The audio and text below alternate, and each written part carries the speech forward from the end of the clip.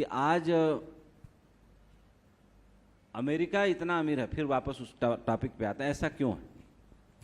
मोहन भागवत जी ने इस बार भाषण दिया, उनके भाषण को मतलब हमेशा बहुत अच्छा बोलते हैं दशहरे पे, लेकिन इस बार जो 5 मूल बातें उन्होंने कही उसमें एक बहुत अच्छी बात कही उन्होंने कि जो हैव और हैव नॉट के बीच की जो जो जो गैप है, जो मतलब एक तरीके से दायरा है, जो खाई है, वो अमीर गरीब की जो खाई है वो बहुत तेज़ी से बढ़ रही है।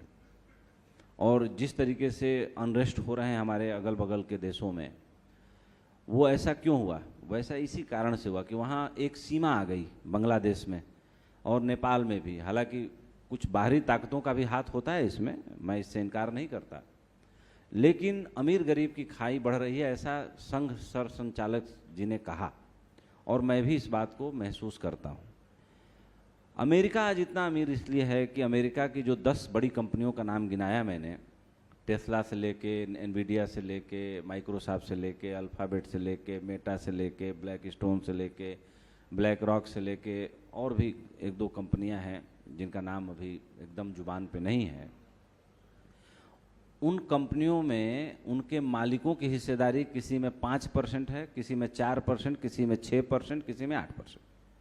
कंपनियों की वर्थ कितने की है? ट्रिलियन डॉलर की, यानी बड़े बड़े देशों की अर्थव्यवस्था से ऊपर। और हमारे यहाँ क्या है?